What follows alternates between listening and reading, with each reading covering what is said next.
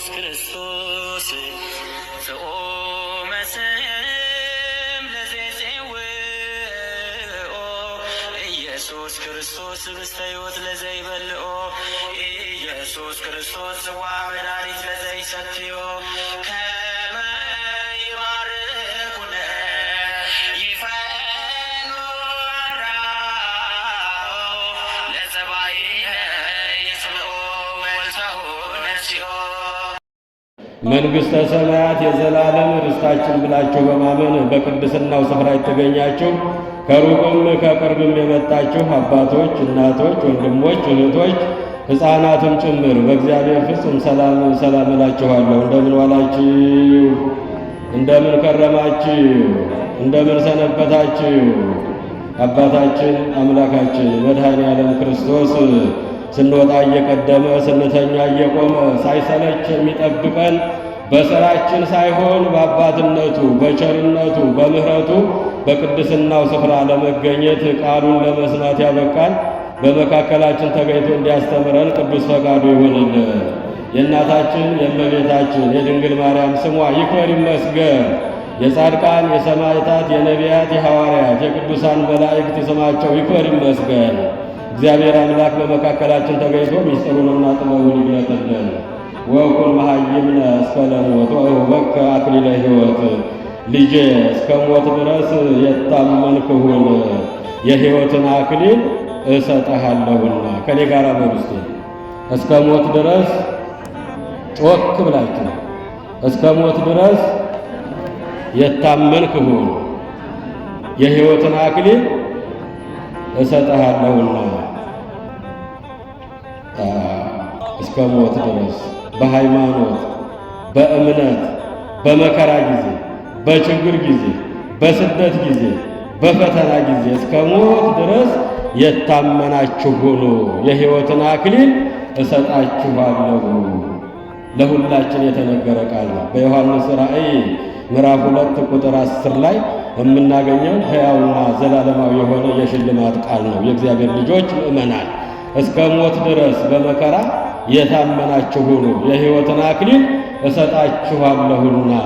አንድም የዘላለምን ሕይወት እሰጣችኋለሁና፣ አንድም መንግሥተ ሰማያትን አወርሳችኋለሁና። እስከ ሞት ድረስ በሃይማኖታችሁ የታመናችሁ ሁኑ። እስከ ሞት ድረስ በሃይማኖቷ የታመነች ምድራዊውን በሰማያዊው ሥጋዊውን በመንፈሳዊው ጊዜያዊውን ሀብትና ስልጣንና ዝና በዘላለማዊው መንግሥት የመረጠች እናታችን ቅድስት አርሴማ ሰማዕቷ ቅድስት አርሴማን የምናስብበት ቀን ነው። እስከ ሞት ድረስ በሉ ከኔ ጋር የታመናችሁ ሁኑ የሕይወትን አክሊል እሰጣችኋለሁ። ዮሐንስ ራእይ ምዕራፍ 2 ከቁጥር 10 ላይ ከቁጥር 9 ጀምረን ስናነበው እንዲህ ይላል።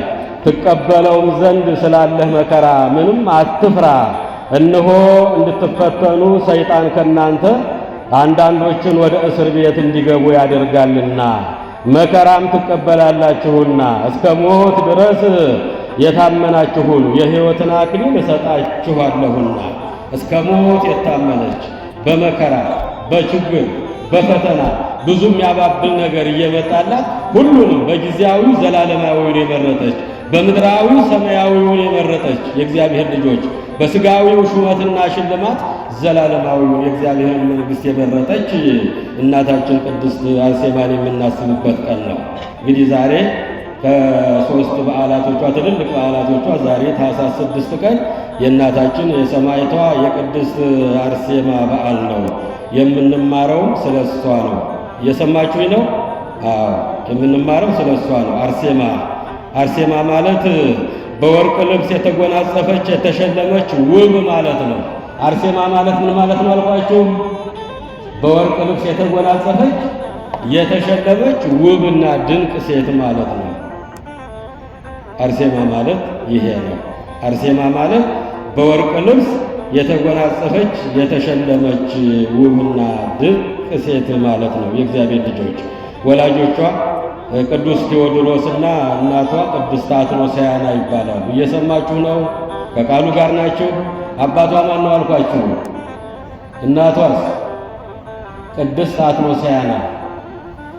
አትኖስያና ሁለቱ ወላጆቿ ሶስት ነገርን እግዚአብሔር የሚወደውን ሥራ ይሰሩ የነበሩ ናቸው። ስንት አልኳቸው? ሶስት ነገሮች እግዚአብሔር የሚወዳቸውን ሥራዎች ይሰሩ የነበሩ ናቸው። የመጀመሪያው እግዚአብሔርን ይፈሩ ነበረ። እግዚአብሔርን ምን ይሉ ነበር? ይፈሩ ነበረ። ቀዳሚሃ ለጥበብ ፈሪሃ እግዚአብሔር። የጥበብ መጀመሪያው ምንድን ነው? እግዚአብሔርን መፍራት ነው። እግዚአብሔርን ማወቅ ነው። አምልኮቱ መጽናት ነው። የመጀመሪያው ትልቁ ሥራቸው እግዚአብሔር አምላካቸውን ፈጣሪያቸውን ይፈሩ ነበረ። ለፈሪሃ እግዚአብሔርን ይሴኒ ደሃሪቱ። እግዚአብሔርን የሚፈራ ሰው መጨረሻው ያምራል አለ መጽሐፈ ሲራክ። ጥበበኛው ሲራክ መጽሐፈ ሲራክ ምዕራፍ 1 ቁጥር 17 ላይ እግዚአብሔርን የሚፈራ ሰው መጨረሻው ያምራል። ሁለቱ ባልና ሚስቶች እግዚአብሔርን የሚፈሩ ሰዎች ነበሩ። የመጀመሪያው ከሶስት ታላላቅ ሥራቸው እግዚአብሔርን የሚፈሩ ሰዎች ነበሩ። በሁለተኛ ደረጃ ለድሃ ይራሩ ነበረ። ለምን አልኳቸው? ለድሃ ይራሩ ነበረ። ብቻቸውን አይበሉ፣ ብቻቸውን አይጠጡም ነበረ። ሁለቱ ባልና ሚስቶች ነጋ ጠባ ወደ መቅደስ እየሄዱ በጾምና በጸሎት እግዚአብሔር የሚወደውን ሥራ እየሰሩ በእግዚአብሔር አምነው የሚኖሩ ነበሩ። የመጀመሪያው እግዚአብሔርን ይፈሩ ነበረ። በሁለተኛ ደረጃ ለድሃ ይራሩ ነበረ። ብቻቸውን አይበሉም ነበረ። እኛ እንዴት ነው የምንበላው? የእግዚአብሔር ልጆች ምስክር እንይዛለን፣ ዋስ እንይዛለን። እንደ አብርሃም ልጆች ነን።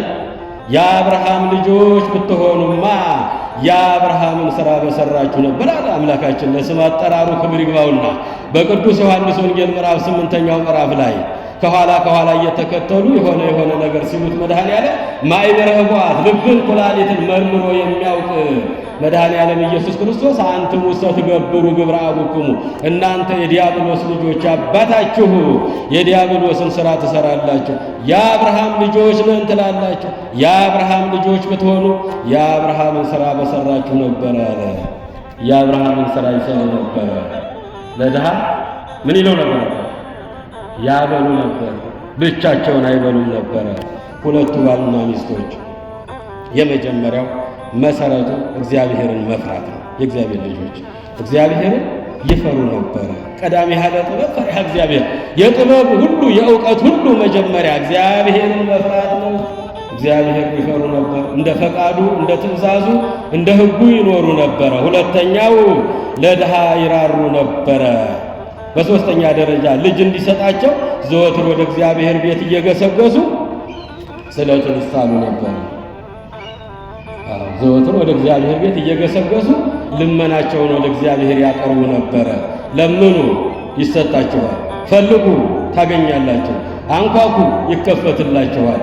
የእግዚአብሔር ልጆች ዛሬ ጥያቄያችን ላይ መለስ ይችላል። በየመጠለያው በየቦታው ያላችሁ አሁን ብዙ ጥያቄ ያለን ሰዎች ነው እዚህ ቦታ የምንሰበሰበው። ብዙ ጊዜ ጥያቄያችን ያልተመለሰልን ጤና ማጣት ይሆናል፣ እንጀራ ማጣት ሊሆን ይችላል፣ ትዳር ይሆናል፣ ልጅ ማጣት ይሆናል። እንደ ቴዎድሮስና እንደ ቅድስት አትኖስያና ይሄ ሁሉ ጥያቄ ይኖርብን በውስጣችን ይችላል።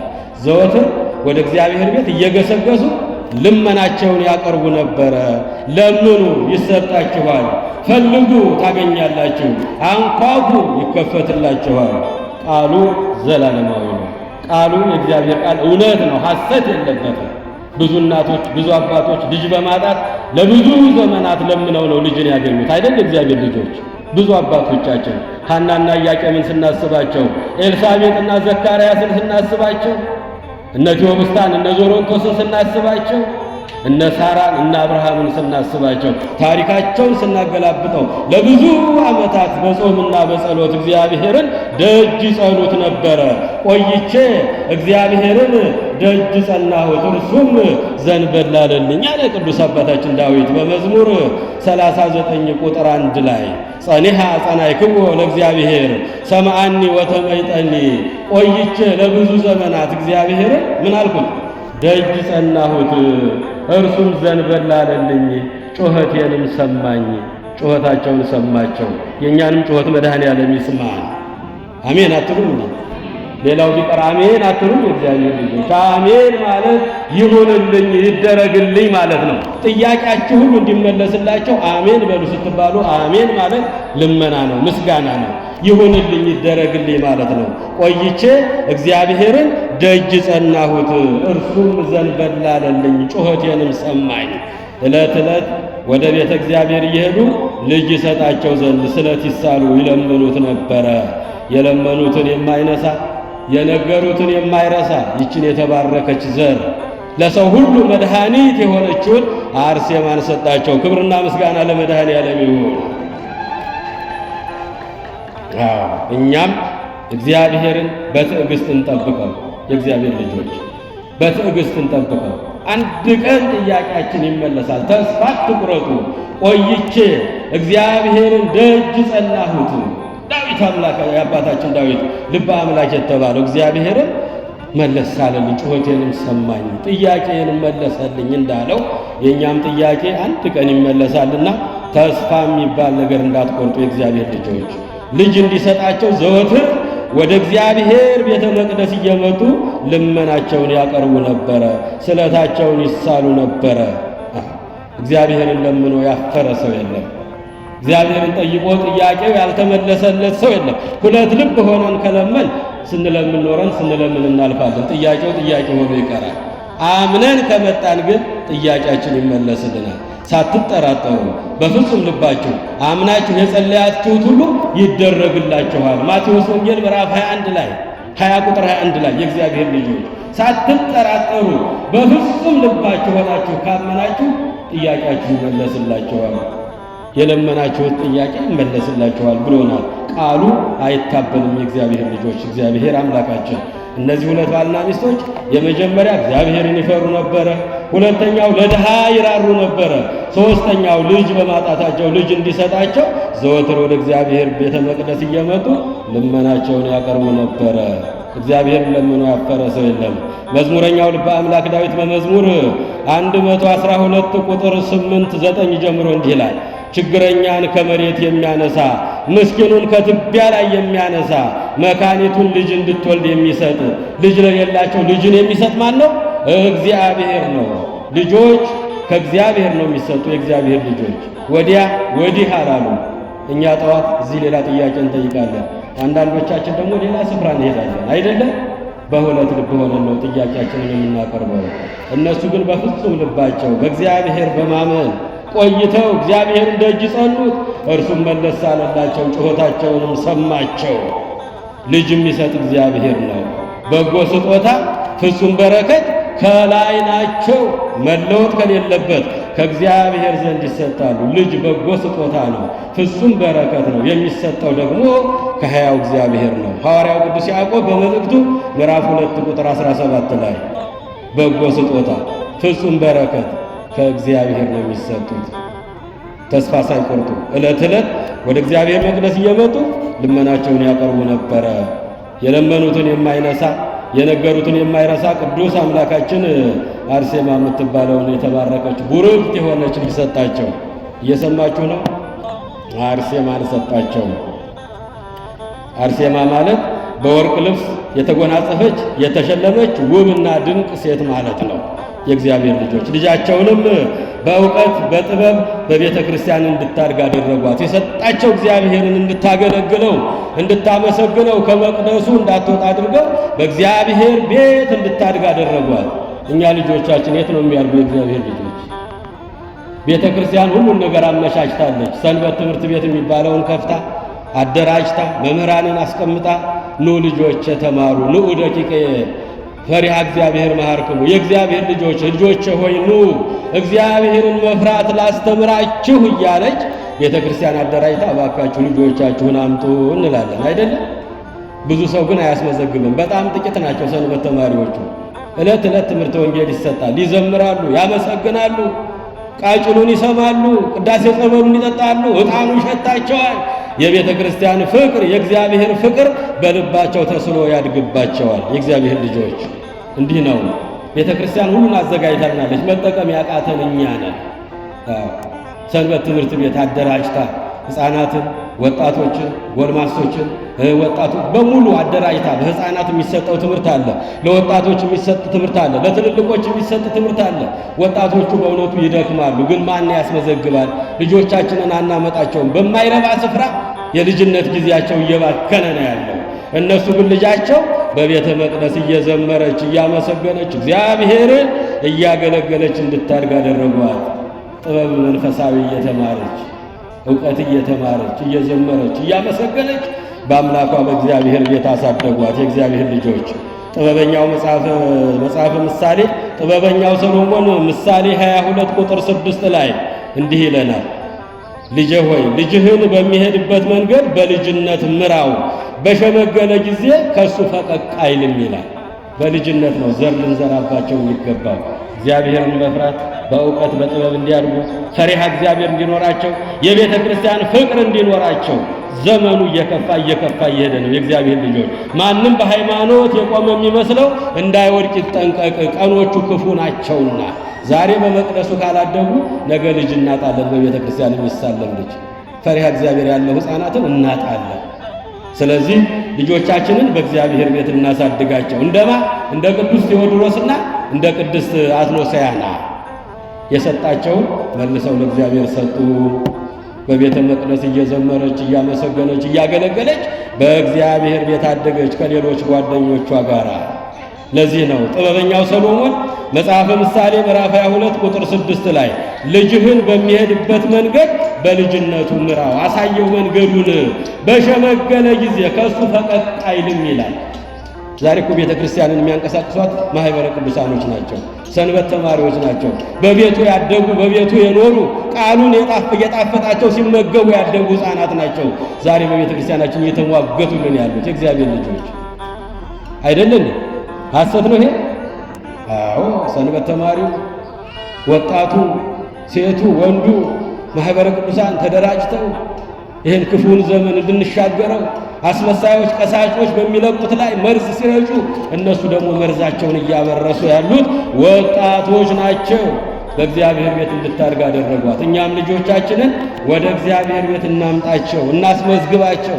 ቤተ ክርስቲያን ተወቋቸው፣ እነሱም ይወቋት። እየዘመሩ እያመሰገኑ በመቅደሱ ይደጉ። ንፋሱ፣ ማዕበሉ፣ ሞገዱ፣ ወጀቡ እየመጣ ነው፣ አያናውጣቸውም። በመቅደሱ ካደጉ በመቅደሱ ጸንተው ይኖራሉ። ስር የሰደዱ ይሆናሉ። በመቅደሱ ውስጥ አሳደጓት ልጃቸውን። በዚህ ጊዜ የእግዚአብሔር ልጆች በቤተ ክርስቲያን እያደገች ሳለ በዘመኑ የነበሩበት ሀገር ላይ ዲዮቅልጥያኖስ የሚባል ከ284 እስከ 305 ድረስ በሮም ላይ የነገሰ ዲዮቅልጥያኖስ የሚባል ክርስቲያኖችን የሚያሳድድ፣ የሚያርድ፣ የሚያወራርድ፣ ጣዖት የሚያስመልክ አንድ ጨካኝ ንጉሥ ነበረ በእነሱ ግዛት ላይ። ያን ጊዜ ሚስት ሊያገባ ፈለገ። በእኔ ግዛት ውስጥ ቆንጆ ሴት ስዕሏን እየሳላችሁ ፎቶዋን አምጡልኝ አለ። በአገሬ በግዛት ያሉ ቆንጆ ልጃገረዶችን እየመረጣችሁ ስዕል እየሳላችሁ ፎቶአቸውን እያመጣችሁ አሳዩኝ ብሎ በወታደሮቹ ማሰማራት ጀመረ። ብዙ ሴቶች ያመጡለታል። ልጃገረዶችን ፎቶአቸውን ስዕላቸውን እየሳሉ እንደሚገባ እንዲታየው እያደረጉ እየሳሉ ያመጡለት ነበረ። ይቺ አይኗ ሞጫጫ ነው ይል ነበር። ይቺ ጥርሷ ገጣጣ ነው፣ ይቺ አፍንጫዋ ጎራዳ ነው፣ ይችን አላገባም፣ ይችን መልሱልኝ ይል ነበረ። እንዲህ እያሉ በሚፈልጉ ጊዜ ቅድስት አርሴማን አገኟት። እየሰማችሁ ነው እግዚአብሔር ልጆች። በቤተ መቅደስ እያገለገለች እየዘመረች ሳለ ቅድስት አርሴማን አገኟት። እንደ ፀሐይ ታበራ ነበረ። እንደ ፀሐይ የምታበራ ወጣት ነበረች። ገና የ15 ዓመት ቆንጆ ነበረች። ያን ጊዜ ስዕሏን ሳሉና ፎቶዋን አዘጋጅተው ለዲዮቅልጥያኖስ አዘጋጁና አቀረቡለት። ይችን ሲያያት ወደዳት።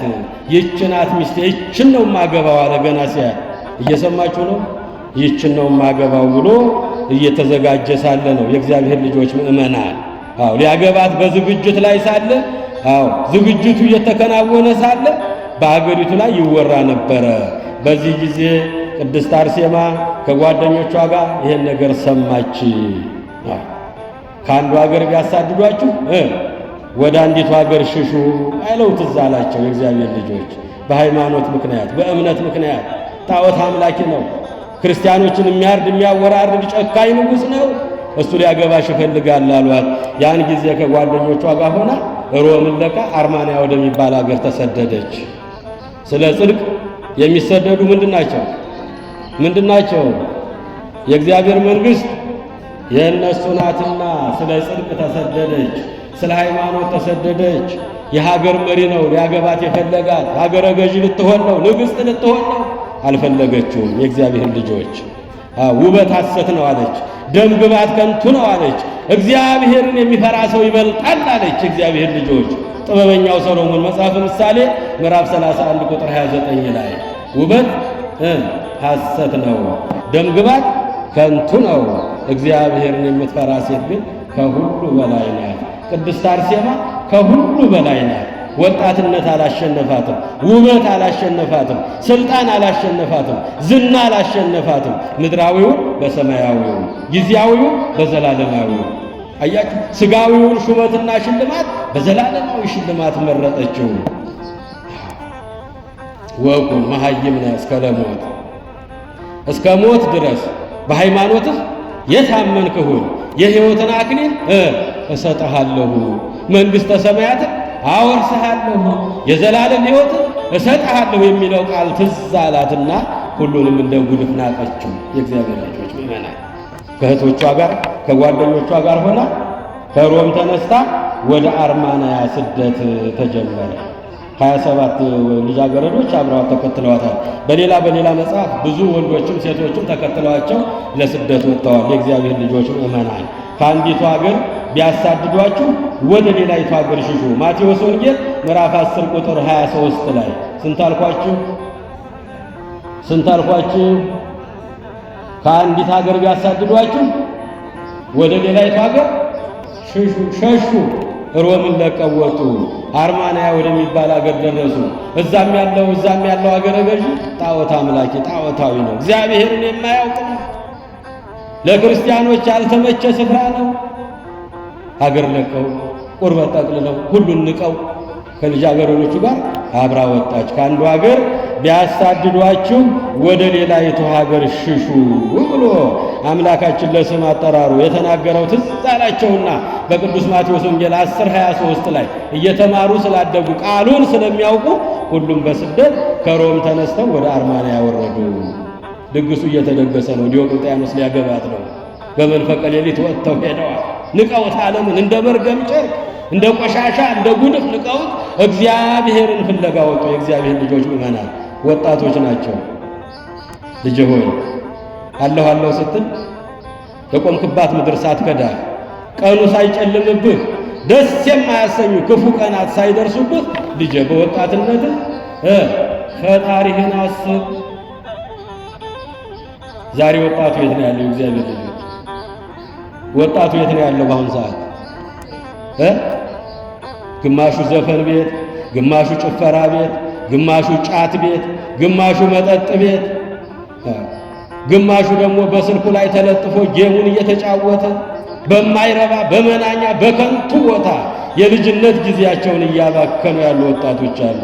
ልጄ ሆይ አለ ጥበበኛው ሰሎሞን አለሁ ስትል የቆምክባት መሬቷ ሳትከዳ ቀኑ ሳይጨልምብህ ደስ የማያሰኙ ክፉ ዘመናት ሳይመጡብህ በወጣትነትህ እግዚአብሔርን አስብ፣ አምላክህን አስብ የሚለውን ቃል የእግዚአብሔር ልጆች በወጣትነቷ እግዚአብሔርን አሰበች፣ አምላኳን አሰበች፣ ዘላለማዊውን ሰማያዊውን ሕይወት አሰበች።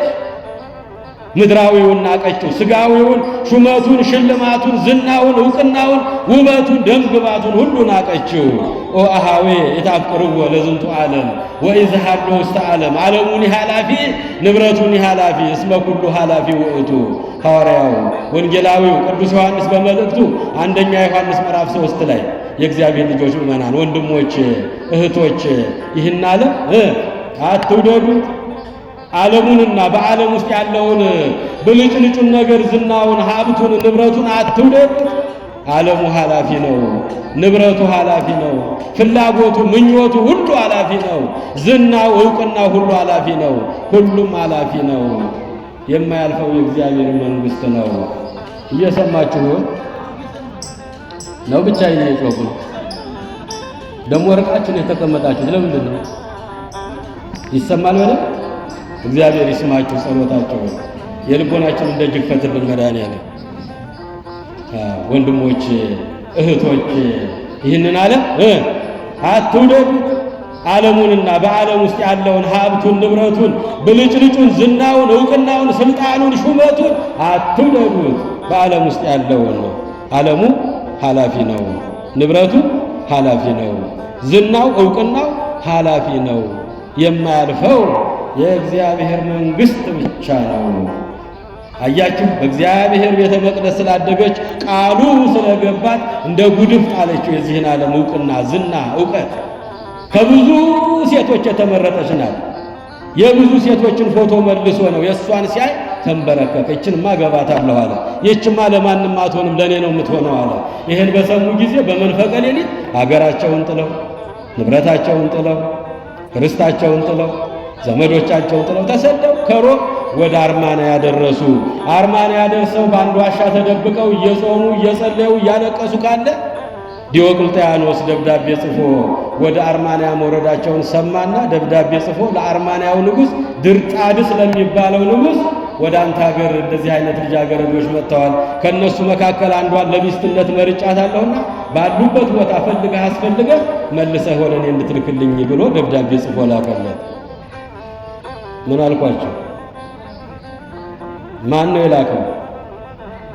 ማን ነው የላከው? ዲዮቅልጥያኖስ። ለማን ነው የተላከው? ለድርጣድስ ለአርማንያው ንጉሥ። ወደ አንተ ሀገር ጠፍተው ተደብቀው የመጡ ክርስቲያኖች አሉ፣ ከነሱ መካከል አንዷን ለሚስትነት መርጫታለሁና ካሉበት ከገቡበት ገብተህ ወደ እኔ መልሰህ እንድትልካቸው ብሎ ደብዳቤ ጽፎ ላከለት። ያን ጊዜ ድርጣድስ ሲያስፈልግ በአንድ ዋሻ ተሰብስበው እየዘመሩ እያመሰገኑ ምንም እንዳልሆኑ ሆነው የእግዚአብሔር ልጆች እግዚአብሔርን እያመሰገኑ በሁሉ አመስግኑ አይደል ያለ መጽሐፍ ቅዱስ። ሳታቋርጡ ጸልዩ፣ በሁሉ ነገር እግዚአብሔርን አመስግኑ። በመከራም በችግርም በስደትም በሐዘንም በማንኛውም በሁሉም ቦታ እግዚአብሔርን አመስግኑ። ሳያቋርጡ ይጸልዩ ነበረ። እግዚአብሔርንም ያለ እረፍት ያመሰግኑት ነበረ። ድርጣድስ እየፈለገ እያስፈለገ ሲያገኛቸው ከሴቶቹ መካከል ከልጃገረዶቹ መካከል ሲያያት ፊቷ እንደ ፀሐይ ታበራለች። ማናት እሷ? ኧረ ስሙኝ እባካችሁ፣ ማናት እሷ? ከልጃገረዶች መካከል ቆማ ስትዘምር እያሸበሸበች ስታመሰግን እንደ ፀሐይ ፊቷ ያበራ ነበረ። ያን ጊዜ የተላከውን የተጻፈለትን ደብዳቤ ረሳና ይህችን ማሳልፍ ያልሰጥም እኔ ነኝ ማግባት ያለብኝ አለ። እሱም ጣዖት አምላኪ ነው። ዲዮቅልጥያኖስ እዛ ያባብላታል። እዚህ ሀገር ደግሞ ተሰዳ ስትመጣ የዚህ ሀገር ንጉሥ ደግሞ እሷን ሳላገባሁ ሞቼ እገኛለሁ አለ። ፊቷ እንደ ፀሐይ ያበራ ነበረ። ውበት ሐሰት ነው። ደም ግባት ብቻውን ከሆነ ከንቱ ነው። እግዚአብሔርን የምትፈራ ሴት እሷ ትበልጣለች። ከሁሉ በላይ እሷ ናት። ውበት የሆናት ደም ግባት የሆናት ሃይማኖቷ እምነቷ ነው። በእውቀት በጥበብ በማስተዋል በቤተ መቅደሱ ስላሳደጓት በጾምና በጸሎት ስላገኟት ነው የእግዚአብሔር ልጆች ምእመናን። ያን ጊዜ ከሮም ተሰደው ወደ አርማንያ ገቡ። የአርማንያው ገዢ ድርጣድስም ደብዳቤው ደረሰው። ያን ጊዜ አስፈልጎ በአንድ ዋሻ ውስጥ እያመሰገኑ እየዘመሩ እየጸለዩ አገኛቸው። ምንም መከራ እንዳልደረሰባቸው ሆነው። እየሰማችሁ ነው። በሁሉ እናመስግነው እግዚአብሔር። ሲኖረንም ሳይኖረንም፣ ስናገኝም ስናጣም፣ ስንወድቅም ስንነሳም፣ በሐዘንም በደስታም በሁሉ እግዚአብሔርን አመስግኑት። ሳታቋርጡ ግን ጸልዩ፣ ስሙን ጥሩት። ብርሃነ ዓለም ቅዱስ ጳውሎስ አንደኛ ተሰሎንቄ ምዕራፍ 5 ቁጥር 17 ላይ ሳታቋርጡ ጸልዩ፣ በሁሉም ነገር እግዚአብሔርን አመስግኑ። እሰው ሀገር ነው ያሉት፣ ተሰደዋል። ሀብታቸው፣ ንብረታቸው፣ ርስታቸው፣ ጉልታቸው፣ ዘመዶቻቸው፣ ወገኖቻቸውን ጥለው በሰው ሀገር ከሮም ግዛት ተነስተው አርማንያ ወደምትባል ሀገር ደርሰዋል። እዚያ በዋሻ ውስጥ ነው ያሉት። ምንም ተስፋ የላቸው። የእግዚአብሔርን ስም ብቻ ተሸክመው ለስደት ወጡ። የእግዚአብሔር ልጆች ምእመናን በቅዱስ ማቴዎስ ወንጌል ምዕራፍ 10 ቁጥር 37 ላይ ከኔ ይልቅ አባቱን፣ እናቱን፣ ወንድ ልጁን፣ ሴት ልጁን፣ እህቴን፣ ወንድሜን የሚል ሰው ለእኔ ሊሆን አይገባውም፣ ሊያገለግለኝም አይችልም የሚለው ትዝ ሲላቸው አገር ጥለው ቁርበት ጠቅልለው ወደ ሰው አገር ሄዱ። እዚያ ሳሉ ድርጣድስ አገኛቸው። እየዘመሩ እያመሰገኑ ሳለ ይችንማ እኔ ነኝ ማገባት፣ አሳልፌ ለሰው አልሰጥም አለ። ያዝ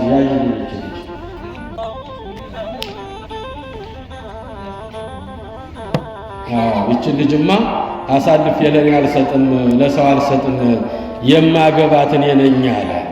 እሷም ሳትፈራ ሳታፍር እንደማታገባው ነገረችው። እየሰማችሁኝ ይሆን? እነዚህ ልጆች ሲኖሩ ያው ታውቃላችሁ፣ ሐሳብ ይሰረቃል።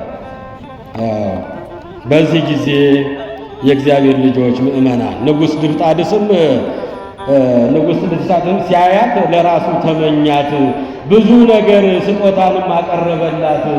ወርቁን፣ አልማዙን፣ ጌጣጌጡን፣ ካባውን፣ ሙካሹን፣ ዘውዱን ሁሉ አዘጋጅቶ ይሄ ሁሉ ላንቺ የተዘጋጀ ነው፣ ንግሥት ሆነሽ ትኖሪያለሽ፣ አንቺ ለኔ ሚስት መሆን ይገባሻል አላት። እንደ ጉድፍ ናቀችው፣ ሁሉንም ተወችው፣ እግዚአብሔርን አስቀደመች። እግዚአብሔር ልጆች ምእመናን አላደርገውም አለች። እኔ ራሴን ሙሽርነት ለክርስቶስ ሰጥቼዋለሁ። እኔ ለክርስቶስ እጮኛ ነኝ። እኔ የእሱ ሙሽራ ነኝ። ምድራዊ ንግስና፣ ምድራዊ ክብር፣ ምድራዊ ዕውቅና አልፈልግም አለችው። ብዙ የሚያባብል ነገር ተዘጋጀላት። ወርቁ፣ አልማዙ፣ ጌጣጌጡ፣ ሙካሹ፣ ዘውዱ፣ ካባው፣ ጌጣጌጡ፣ የሚያማምሩ ነገሮች ሁሉ ልጇ እሷን ሊያባብላት ይችላል የተባለ ነገር ሁሉ ቀረበላት። እሷ ግን እምቢ አለች። እምቢ አላደርገውም፣ ሰማያዊ ሙሽርነት እንጂ ምድራዊ ሙሽርነትን አልፈልገውም አለች። እናታችን ቅድስት አርሴማ በረከቷ በሁላችንም ላይ ይደርብን፣ ለእኛም ጽናቱን ብርታቱን ይስጠን እግዚአብሔር። የእግዚአብሔር ልጆች ምእመናን ከዚያ በኋላ ጓደኞቿ እንዲያባብሉ ብዙ ቀን ምክር እንዲሰጧት በተለያየ ነገር እንዲያግባቡለት ብዙ ማባበያን አድርጎ መከራት፣ አስመከራት። ያን ጊዜ በፍጹም አላደርገውም፣ እኔ ሰማያዊ ሙሽርነት እንጂ ምድራዊ ሙሽርነትን አልፈልገውም አለች።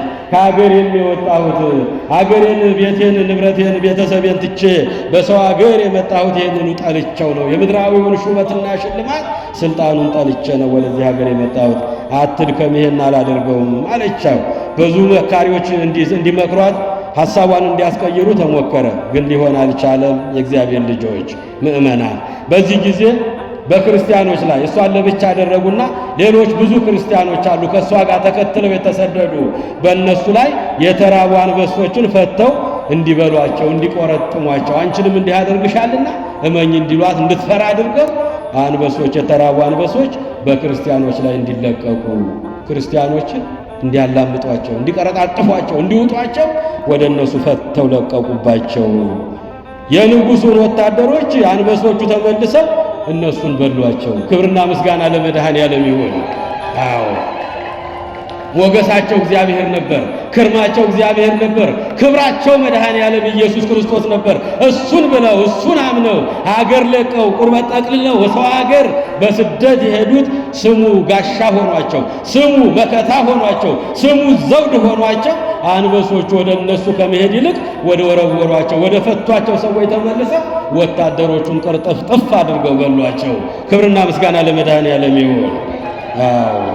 ያን ጊዜ አንበሶቹ ሁሉም ተሰበሰቡ፣ መጡና በቅድስት አርሴማ እግር ላይ ተደፍተው ሰገዱላት። ክብርና ምስጋና ለመድኃኔዓለም ይሁን። ሰገዱላት። የእግዚአብሔር ልጆች እግዚአብሔርን የሚፈሩ አንበሶች ይሰግዱላቸዋል፣ ነብሮች ይገዙላቸዋል፣ ሁሉ ይገዛላቸዋል። እነ ገብረ መንፈስ ቅዱስ እግዚአብሔርን ብለው ሁሉን ጥለው በበረሃ ሲወድቁ ከሰው ሲርቁ አንበሶች ይሰግዱላቸው ነበረ። ነብሮቹ በዙሪያቸው ይከቡ ነበረ። የጫማቸውን የእግራቸውን ትቢያ እየላሱ ያ ምግብ ይሆናቸው ነበረ። እንደ ዘመድ እንደ ወገን ሆኗቸው። አባታችን አዳም በገነት ሳለ እናታችን ሔዋን በገነት ሳሉ ሕጉንና ትእዛዙን ጠብቀው ሳለ እኮ አንበሶች፣ ነብሮች፣ ዘንዶች እኮ ይሰግዱላቸው ነበረ፣ ይንከባለሉ ነበር። በአዳምና በሔዋን እግር ስር በአንድ ቋንቋ ይነጋገሩ ነበር፣ ይታዘዟቸው ነበር። አዳምና ሔዋን የሚሏቸውን ሁሉ ያደርጉ ነበረ። ከእግዚአብሔር ሲለዩ አራዊቶችም ጠሏቸው። የእግዚአብሔር ልጆች እግዚአብሔር የጣለውን ማን ያነሳዋል? እግዚአብሔር የወደቀውን ያነሳል። እግዚአብሔር የጣለውን ማን ያነሳል? እግዚአብሔር የጠላውን ማን ይፈልገዋል? ከእግዚአብሔር ጋር እንሆን የእግዚአብሔር ልጆች። አርሴማ ከእግዚአብሔር ጋር ሆነች። ሹመቱን፣ ሽልማቱን፣ ስልጣኑን፣ ዝናውን ሁሉን ተወች። እግዚአብሔርን ብላ ስሙን እየጠራች ወደ ሰው ሀገር ተሰደደች።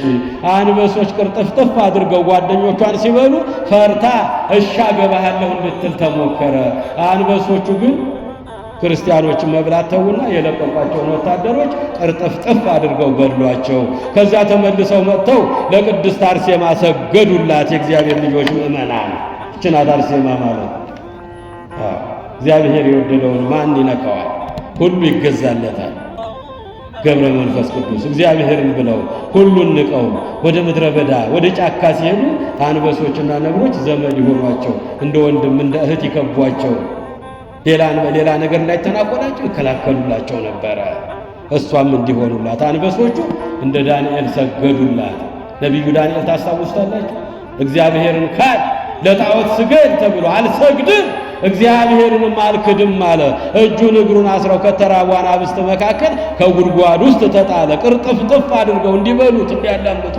ያን ጊዜ አንበሶቹ ግን ለዳንኤል ሰገዱለት።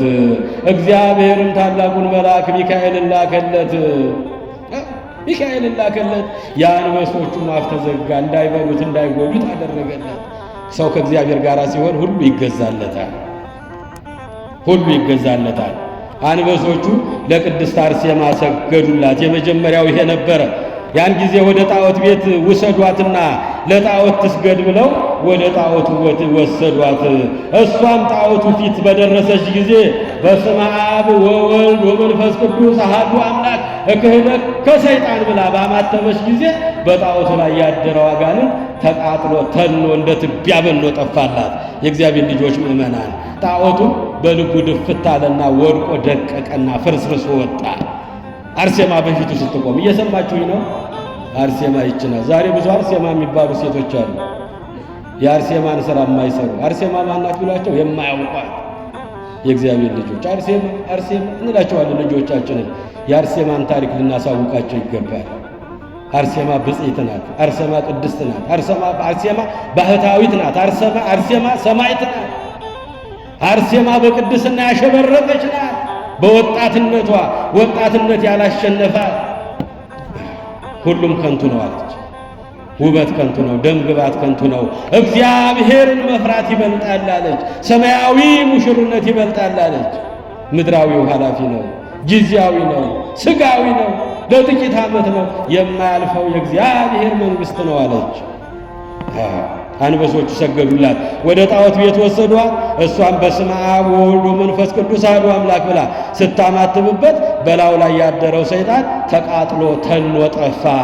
ጣዖቱም ወድቆ ተሰባበረ፣ እንክትክቱ ወጣ። የእግዚአብሔር ልጆች ምእመናን፣ እንዲህ ያደረገች ሁለተኛው ተአምሯ ይሄ ነው።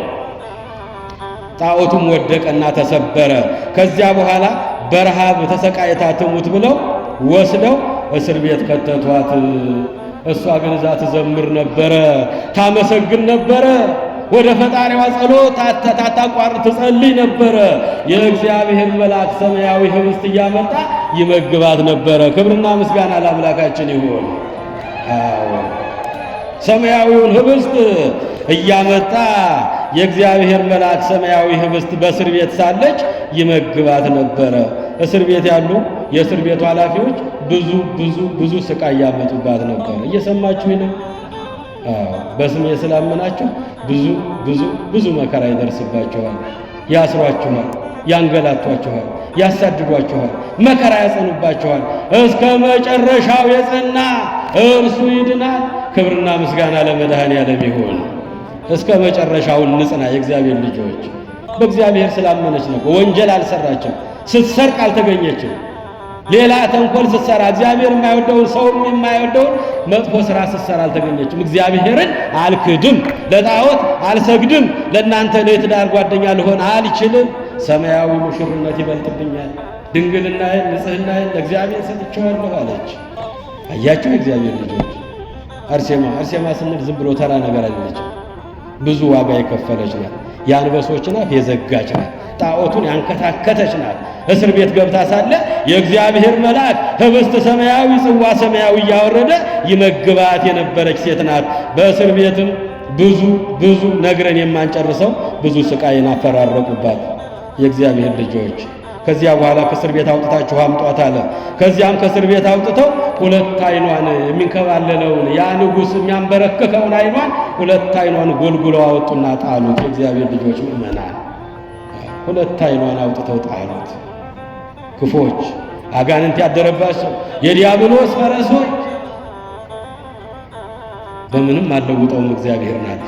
በምንም አልቀይረውም ፈጣሪ ናት። እየሰማችሁ ነው? ከቃሉ ጋር ናችሁ? እግዚአብሔር ከሁላችን ጋር ይሁን። የሁላችንን መጨረሻ ያሳምርልን። በእስር ቤት ብዙ ተነግሮ የማያልቅ መከራን አወረዱባት። የእግዚአብሔር መልአክ ግን እየገባ በተዘጋ ጉድጓድ ውስጥ ሰማያዊ ህብስት እየመገባት ያርግ ነበረ። ከዚያም አውጥተው ወደ ድርጣድስ አምጥተው ሁለት አይኗን ፈንቅለው አወጡና ጣሉት። ለስም አጠራሯ ምስጋና ይድረሳትና አምላክን በድንግልና ወልዳ በድንግልና የጸንሳ የሰጠችን እመቤታችን እግዝእትነ ማርያም ወርዳ የብርሃን ዓይን ተከለችላት። ክብርና ምስጋና ለእመቤታችን ይሁን። አርሴማ በወርቅ ልብስ የተጎናጸፈች የተሸለመች ውብና ድንቅ ሴት አርሴማ። የዛሬ ወጣቶች ከእሷ ታሪክ ምን ይማሩ ይሆን? የእግዚአብሔር ልጅ እሷ ግን ለእኛ መድኃኒት ሆነችን። ዛሬ ለእኛ ሕይወት ሆነችን፣ መድኃኒት ሆነችን። ስሟን ለጠራ ሁሉ ታውቃላችሁ፣ ገዳሟ ባለበት ስሟ በተጠራበት ሁሉ ስንት ድንቅ ሥራ ነው እየተሰራ ያለው። አጋንንት ተቃጠልኩ እያለ የሚወጣው ለእኛ መድኃኒት ሆነችን። ለእሷ ቦታ ለእኛ መድኃኒት የሆነችን ናት አርሴማ ማለት። የእግዚአብሔር ልጆች ምእመናን ብዙ ስቃይ ያሰቃዩአት። የእግዚአብሔር መልአክ እየወረደ ይመግባት ነበር። ከዚያም አደባባይ ላይ አውጥተው ሁለት አይኗን ፈንቅለው አወጡና ጣሉት። እመቤታችን የአምላክ እናት እግዝእትነ ማርያም ወደ እሷ ወርዳ የብርሃን ዓይን ተከለችላት። አያችሁ የእግዚአብሔር ልጆች፣ ይህ ሁሉ አልሳካላቸው። አይኗ ሲጠፋ አይኗ በራላት፣ ያውም የሚያምር የብርሃን ዓይን ተተከለላት። ይህም አልሳካ ሲላቸው አስረው ወደ ንጉሡ ይዘዋት መጡ፣ በግድ ሊያገባት። እየሰማችሁ ነው? ምን አልኳችሁ? ወደ ንጉሥ። ወደ ማን? ንጉሡ ማን ነው? ኧረ ጮክ በሉ። ድርጣድስ ወደ እሷ መጧት። ዝግጅት ተዘጋጅቷል። አሁን በውድ ሳይሆን በግድ ታገቢኛለሽ ብሎ ዝግጅቱ አልቋል። የእግዚአብሔር ድግሱ ተደግሷል። ሰራዊቱ፣ መኳንንቱ፣ መሳፍንቱ፣ ወታደሩ፣ የጦር አዛዡ ሁሉ ተጠርቶ ዙሪያውን ተከቧል። እሱም ዘውዱን ደፍቶ ካባውን ለብሶ በአደባባይ ሰርጉን ሥርዓተ ጋብቻውን ሊፈጽም ተገኝቷል በጣዖቱ ፊት። እየሰማችሁ ነው? ሕዝቡ ሁሉ ተሰብስቧል። በዙሪያው ከበውታል። በግድ ሊያገባት በሞከረ ጊዜ ነይ ከሱ ሥራ አጠገብ ቁሚ ብለው ገፍትረው ባመጧት ጊዜ የእግዚአብሔር ኃይል በሷ ላይ ነበረ። የእግዚአብሔር ልጆች ምእመናን ኃይል እግዚአብሔር በሷ ላይ አድሮባት ነበረ። ያን ጊዜ ገፋ ስታረገው በልቡ ድፍት አለ። ክብርና ምስጋና ለመድኃኔዓለም ይሁን። በሷ ላይ አድሮ ገፍትሮ የጣለው እግዚአብሔር ነው። የሚጠብቃት የማይተኛው የማያንቀላፋው የድንግል ማርያም ልጅ ኢየሱስ ክርስቶስ በሷ ላይ አድሮ ገሰጸው። የእግዚአብሔር ልጆች በልቡ ተደፋ። ሕዝቡ፣ አሕዛቡ፣ ወታደሩ፣ መኳንንቱ፣ መሳፍንቱ ሁሉም ሳቁበት። ተዋረደ፣ አዋረደው። እግዚአብሔር ያዋርዳል። አያዋርድም? ሁለተኛ ሳሙኤል ምዕራፍ 2 ላይ መጽሐፈ ሳሙኤል ምዕራፍ 2 ስታነቡ ቁጥር 6 ላይ እግዚአብሔር ያከብራል ደግሞ ያዋርዳል፣ እግዚአብሔር ይሾማል ደግሞ ይሽራል፣ እግዚአብሔር ይሰጣል ደግሞ ይነሳል፣ እግዚአብሔር ከፍ ያደርጋል ደግሞ ዝቅ ያደርጋል። እግዚአብሔር አዋረደው። በሕዝቡ መካከል በሚገዛው ሕዝብ መካከል በልቡ ተደፋ። አርሴማ አምላክ አርሴማ እግዚአብሔር ከእሷ ጋር ነበረ። ንጉሡም ተዋረደ። ያን ጊዜ ነው እንግዲህ የእግዚአብሔር ልጆች በሰይፍ ቆርጠው እንዲገድሏት መመሪያ ሰጠ። ረሃብ አይገላት፣ አንበሶች አይበሏት፣ ሰይፍ አይገላት፣ ሌላም የተሞከረው ነገር ሁሉ ሊገድላት አልቻለም። እሷን በአደባባይ በሰይፍ አንገቷን ቁረጡና ጣሏት አለ። ያን ጊዜ ደስ አላት። እየሰማችሁ ነው? ደስ አላት። ያን ጊዜ ደስ ይበላችሁ ነው እኮ ያለው። ሲያሳድዷችሁ፣ ሲያሽሟጥጧችሁ፣ ሲገፈትሯችሁ፣ ሲያስሯችሁ፣ ብዙ መከራ ሲያጸኑባችሁ ወተፈስሑ ያን ጊዜ ደስ ይበላችሁ ዋጋችሁ በሰማይ ብዙ ነውና፣ ዋጋዋ በሰማይ ብዙ ነውና። ቀኑ እንደደረሰ ስታይ ደስ አላት አርሴማ ቅድስት። የእግዚአብሔር ልጆች ልጅ ሆይ በወጣትነትህ ፈጣሪህን አስብ። አለሁ ስትል የቆምክባት ምድር ሳትከዳ ቀኑ ሳይጨልምብህ ደስ የማያሰኙ ክፉ ቀናት ሳይደርሱብህ ልጄ በወጣትነትህ አምላክህን አስበው፣ እግዚአብሔርን አስበው። ከክፋት ወደ በጎነት፣ ከክህደት ወደ እምነት፣ ከኃጢአት ወደ ጽድቅ ተመለስ፣ ራስህን ለእግዚአብሔር አስገዛ የሚለው የጠቢቡ የሰሎሞን ቃል ትዝ አላት። መጽሐፈ መክብብ ምዕራፍ 12 ቁጥር 1 ላይ ራሷን ለእግዚአብሔር አጨች፣ ሰማያዊ ሙሽርነትን ፈለገች፣ ዘላለማዊ ስምን አተረፈች። የእግዚአብሔር ልጆች ምእመናን ያን ጊዜ በአደባባይ በሰይፍ ተቆርጣ እንድትሞት ንጉሡ አዘዘ። የመጨረሻ እንደማይሳካየው ብዙ መከራ አፈራረቀባት። ብዙውን መከራ እግዚአብሔር አሻገራት። አንበሶቹም ሊበሏት አልቻሉም። እስር ቤትም ብጥላት እስር ቤትም በረሃብም ልትሞት አልቻለችም። በብዙ ነገር መከራ ባፈራርቅባት መከራውን ሁሉ ተሻገረች። ዓይኗን ጎልጉላችሁ አውጡ አልኳት፣ ሌላ ዓይን ተሰጣት። ይህችን በሰይፍ በአደባባይ ቁረጡና ጣሏት አለ። ያን ጊዜ የእግዚአብሔር ልጆች ምእመናን በአደባባይ ጸሎት አደረገችና የአምላኳን ስም ጠራችና እናታችን ቅድስት አርሴማ በሰማዕትነት አረፈች። በሰማዕትነት አንገቷን ቆረጧት። ደም፣ ውሃ፣ ወተት ከአንገቷ ወጣ። እየሰማችሁ ነው? ደም፣ ውሃ፣ ወተት ከአንገቷ ፈሰሰ። ከክርስቶስ ፍቅር ማን ይለየናል? እግዚአብሔር ልጆች፣ ይሄ ነው ክርስትና ማለት። ቅዱስ ጳውሎስ የነገረን ሮሜ 8 ቁጥር 36 ላይ ከክርስቶስ ፍቅር ማን ይለየናል? መከራ ነውን? ሰይፍ ነውን? ረሃብ ነውን? እስራት ነውን? ግርፋት ነውን? ስደት ነውን? ከፍታ ዝቅታ፣ ማግኘት ማጣት ነውን?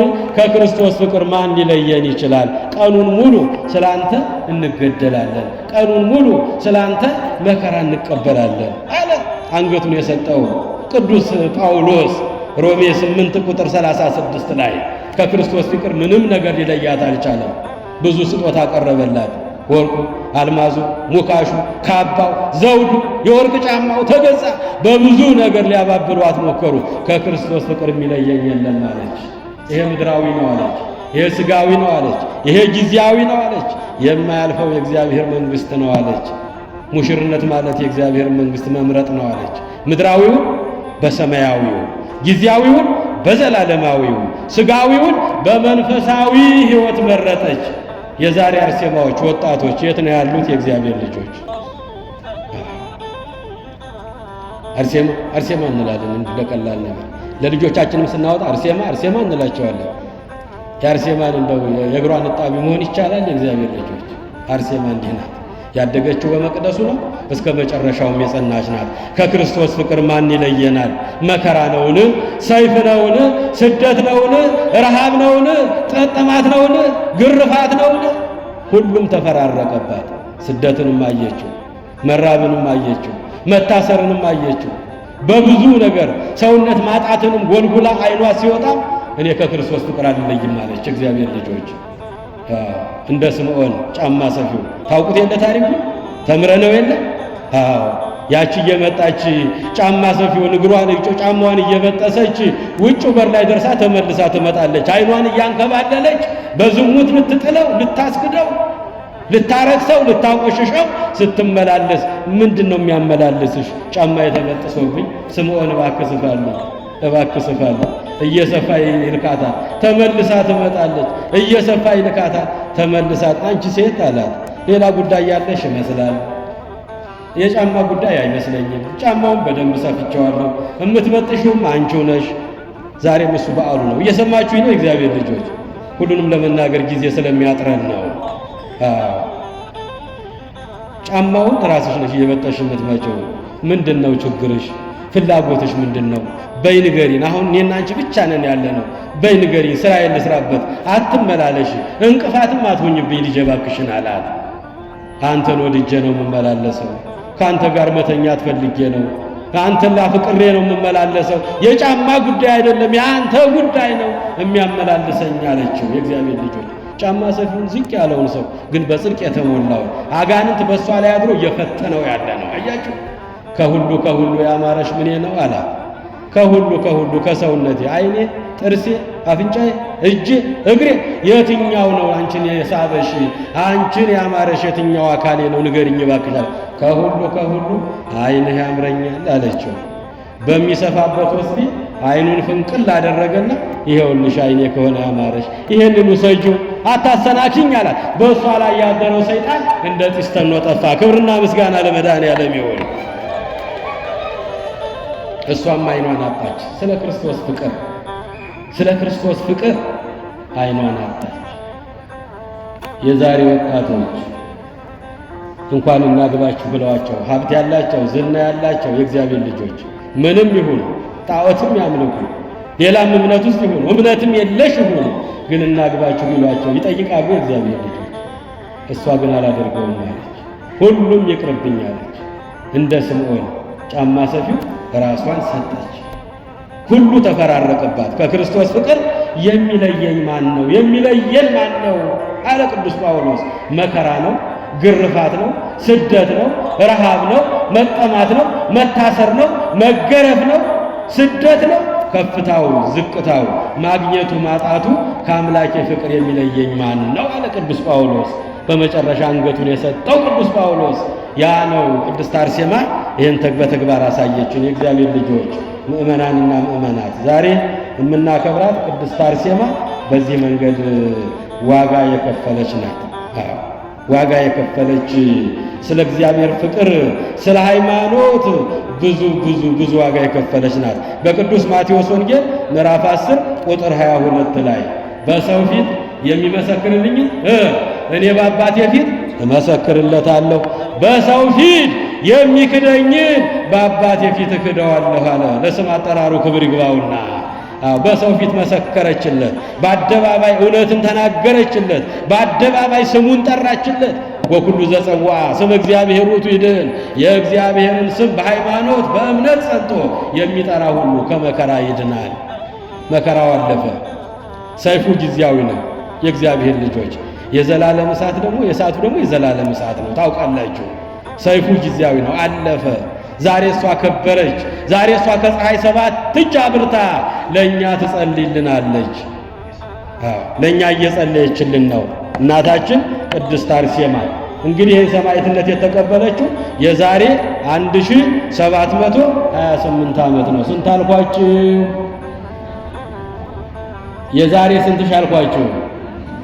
1728 ዓመት። ስሟ ከመቃብር በላይ ነው። በስሟ ቤተ መቅደስ ተሰርቶላታል። ልጅ ባትወልድም አያችሁ፣ እግዚአብሔር ትዳር ባትመሰርትም ከስም በላይ የሆነውን ስም ሰጥቷታል እግዚአብሔር። በስሟ ቤተ ክርስቲያን ታንጾላት ዛሬ ለኛ መድኃኒት ሆናናለች። የዛሬ 1728 ዓመት በ290 ዓመተ ምህረት ሰማዕትነት ተቀበለች። ስንት አልኳችሁ? በ290 ዓመተ ምህረት የዛሬ 1728 ዓመት በሰማዕትነት አንገቷን ተሰይፋ አረፈች። ሁሉንም ናቀችው። ምድራዊውን በሰማያዊው፣ ጊዜያዊውን በዘላለማዊው፣ ሥጋዊውን ሹመት በመንፈሳዊ ሹመት ለወጠችው። እኔ የክርስቶስ ሙሽራ ነኝ። ራሴን ለክርስቶስ አጭቼዋለሁ። ራሴን ለእግዚአብሔር ሰጥቻለሁ። ሰማያዊ ሙሽርነትን እንጂ ምድራዊ ሙሽርነትን አልፈልግም አለች። የዛሬ 1728 ዓመት መስከረም 29 ቀን በሰማዕትነት የተሰየፈችበት ቀን ነው። እየሰማችሁኝ ከቃሉ ጋር ናችሁ? ልዑል እግዚአብሔር ከሁላችን ጋር ይሁን። ድምፃችሁ ግን አይሰማም። በእውነቱ ስትከታተሉኝ ነው ማስተማር የሚቻለው። ባለፈው ነግሬያቸዋለሁ። በደንብ ስትከታተሉ ነው። የዛሬ 1000 ስንት አልኳችሁ? 728 ዓመት በ290 ዓመተ ምህረት እናታችን ቅድስት አርሴማ በአደባባይ በሰማዕትነት ራሷን አንገቷን ተሰይፋ ረፍት አረደገች። ዛሬ ሰማዕት ናት። ዛሬ ለኛ መድኃኒት ናት። አባቶቻችን በተለያየ መጽሐፍ እንደሚተርኩልን በ14ኛው መቶ ክፍለ ዘመን አጽሟ ወደ ሀገራችን ወደ ኢትዮጵያ መጥቷል። ክብርና ምስጋና ለአምላካችን ይሁን። በ1400 ዓመተ ምህረት በ14ኛው መቶ ክፍለ ዘመን የዛሬ 600 ዓመት አካባቢ የእናታችን የሰማዕቷ የቅድስት አርሴማ አጽም ወደ ኢትዮጵያ ምድር ገብቷል። የእግዚአብሔር ልጆች ለዚህ ነው አጋንንት ስሟ ሲጠራ የሚንጫጫው የሚቃጠለው፣ በሽተኛው የሚፈወሰው፣ አጋንንቱ ተቃጠልኩ እያለ የሚወጣው ስሟ በተጠራበት ቦታ ሁሉ መድረስ ያቃተው አጽሟ በኢትዮጵያ ምድር ላይ ተቀምጧል። በ14ኛው መቶ ክፍለ ዘመን ወደ ሀገራችን እንደመጣ ብዙ የታሪክ መጻሕፍቶች ተጽፈው እናገኛለን። የእግዚአብሔር ልጆች ልጄ ሆይ በወጣትነት ዘመን እግዚአብሔርን አስብ። አለሁ አለሁ ስትል የቆምክባት ምድር ሳትከዳ ቀኑ ሳይጨልምብህ ደስ የማያሰኝ ክፉ ቀን ሳይመጣብህ ልጄ በወጣትነትህ ፈጣሪህን አስብ። የእግዚአብሔር ልጆች እኛ ከእሷ ታሪክ ምን እንማር? ባጭሩ ነው ያስተማርኳቸው። ከእሷ ታሪክ ምን እንማር? የመጀመሪያው መጽናትን፣ በሃይማኖት መጽናትን፣ በመከራ መጽናትን፣ በችግር ጊዜ መጽናትን፣ ሳያንጎራጉሩ እምነትን በአደባባይ መመስከር፣ በሰው ፊት የሚመሰክርልኝን በአባቴ ፊት እመሰክርለታለሁ፣ በሰዎች ፊት የካደኝን። ዛሬ ብሉ ምንክር ሰዎች አለን እኮ፣ አስመሳዮች እኮ ሞልተናል እኮ። ከሌሎች እምነት ተከታዮች ጋር ስንገናኝ ተመሳስለን የምንኖር ሰዎች እኮ አለን እኮ። እኛ ክርስቲያን መሆናችንን ማፈር የለባችሁም የእግዚአብሔር ልጆች ምእመናን፣ ማፈር የለባችሁ። አትፈሩ፣ በእምነታችሁ በሃይማኖታችሁ በእግዚአብሔር አትፈሩበት።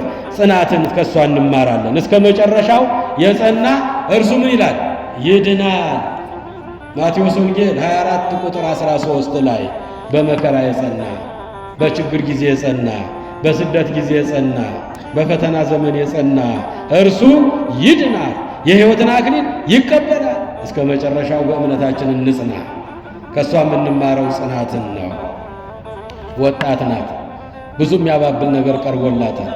የሀገር መሪዎች ናቸው እያባበሉና ግባሽ የሚሏት ጥሎሽ እየጣሉ ስጦታ እያጎረፉላት ወርቁ፣ አልማዙ፣ ጌጣጌጡ የሚያስፈልገው በፊቷ እየተረፈረፈ እየተከመረላት ነው።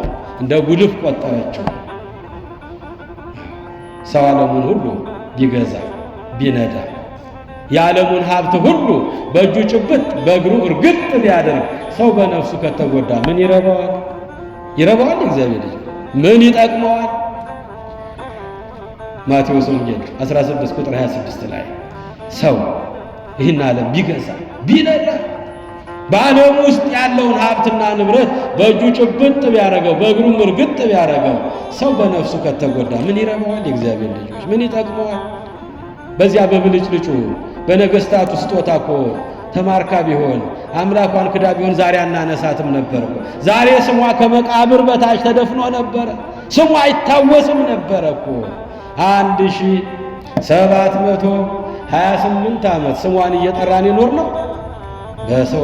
በሰው መካከል በእውነት ስለኖረች ነው።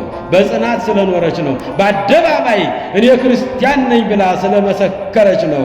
በአደባባይ አንገቷን ለእውነት ስለሰጠች ነው። አዎ ግዛት ውስጥ እነዚያ ነገስታቶች ሲያባብሏት፣ ስጦታ ሲያቀርቡላት ወደ እነሱ ሄዳ እግዚአብሔርን ለጊዜው ደልላ ክዳ ወደዛ ሄዳ ቢሆን 1728 ዓመት አይደለም አንድ ቀን ስሟን አንጠራውም ነበረ። ተሰሙኛላችሁ የእግዚአብሔር ልጆች? ስሟ ግን ዛሬ ከመቃብር በላይ ነው። የእግዚአብሔር ሰዎች እንዲህ ናቸው። በስጋ ቢቀበሩ በመንፈስ ሕያው ሆነው ዘላለማዊ የሆነ ስም ይሰጣቸዋል። ቤተ ክርስቲያን በስማቸው ይሰራላቸዋል። የእግዚአብሔር መስዋዕት ይቀርብበታል። ቤቱ የእግዚአብሔር ቤት ነው። በእነሱ ስም ይሰየምላቸዋል። ጊዮርጊስ ሲሆን የጊዮርጊስ ቤተ ክርስቲያን፣ አርሴማ ስትሆን የአርሴማ ቅድስት ቤተ ክርስቲያን። በልጅ ምትክ፣ በባል ምትክ፣ በዘመድ ምትክ፣ በወገን ምትክ እግዚአብሔር የማይጠፋ ስም ሰጣቸው። የእግዚአብሔር ልጆች የማይጠፋ ስም ሰጣት። ዛሬ ለ1728 ዓመት አርሴማ አርሴማ አርሴማ ትላታለች ቅድስት ቤተ ክርስቲያን። ክብርና ምስጋና ለአምላካችን ይሁን። ከሷ የምንማረው ምንድነው? ጽናት። እስከ መጨረሻ የጸና እርሱ ይድናል፣ የሕይወትን አክሊል ይቀበላል።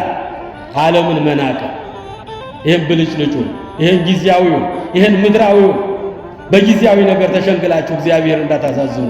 የእግዚአብሔር ልጆች ዓለሙ ያልፋል፣ ንብረቱ ያልፋል፣ ፍትወቱ ያልፋል፣ ፍላጎቱ ያልፋል። ይህን ዓለም አትውደዱት። ዓለሙና በዓለም ውስጥ ያለውንም አትውደዱት። ዓለሙ ኃላፊ ነው፣ ንብረቱ ኃላፊ ነው፣ ምኞቱ ኃላፊ ነው፣ ስልጣኑ ኃላፊ ነው፣ ዝናው ኃላፊ ነው፣ ውበቱ ደምግባቱ ረጋፊ ነው። የማያልፈው የእግዚአብሔር መንግሥት ነው። በጥቂት ዕድሜዋ ብዙ ታሪክ ስለሰራች ያን ሁሉ ዋጋ ስለከፈለች የእግዚአብሔር ልጆች ዛሬ ስሟ ለ1728 ዓመት አርሴማ አርሴማ አርሴማ ትላታለች ቅድስት ቤተ ክርስቲያን። ምን ስለሰራች? በሃይማኖቷ ስለጸናች። ከሷ የምንማረው ጽናትን ነው። ከሷ የምንማረው ይህንን ዓለም ብልጭልጩን ዓለም መናቅን ነው። ሰው ዓለሙን ሁሉ ቢገዛ ቢነዳ በነፍሱ ከተጎዳ ምን ይረባዋል? ምን ይጠቅመዋል? የእግዚአብሔር ልጆች ሶስተኛ በመከራ ጊዜ አለመካድን ነው። የዛሬ ወጣቶች በመከራ ጊዜ በችግር ጊዜ አይደለም፣ በተመቻቸም ሁኔታ ሆናችሁ እግዚአብሔርን ማሰብ አቁማችኋል። በእውነቱ ልጄ ሆይ አለሁ ስትል የቆምክባት መሬት ሳትከዳ ቀኑ ሳይጨልምብህ ደስ የማያሰኙ ቀን ሳይደርሱብህ ፈጣሪህን በወጣትነቷ አስብ። በወጣትነቷ ከአምላኳ ጋር ኖረች። የእግዚአብሔር ልጆች እንግዲህ እናታችን ቅድስት አርሴማ በዓመት 3 ጊዜ ትነግሳለች። ይሁት አንደኛው ታኅሳስ 6 ቀን ዛሬ ቅዳሴ ቤቷ ነው። በስሟ ቤተ ክርስቲያን ታንጾላት ቅዳሴ የተቀደሰበት ቀን ነው። ክብርና ምስጋና ለአምላካችን ይሁን። ቅዳሴ ቤቷ ነው። ስጋዋም የፈለሰበት ቀን ነው። እንግዲህ በ14ኛው መቶ ክፍለ ዘመን ወደ ሀገራችን አጽሟ እንደመጣ በእሷ እንደተባረክን አባቶች በመጽሐፍ ላይ ጽፈውታል። ሁለተኛው በዓሏ ጥር 6 ቀን የተወለደችበት ቀን ነው። ጸሎታቸውን ሰምቶ ልመናቸውን ሰምቶ አርሴማ የምትባል ልጅ የሰጠበት ቀን ነው። ስሟንም አርሴማ ብለው የሰየሙበት ቀን ነው። ጥር 6 ቀን የተወለደችበት፣ መስከረም 29 ቀን ደግሞ በዓለ ዕረፍቷ ነው።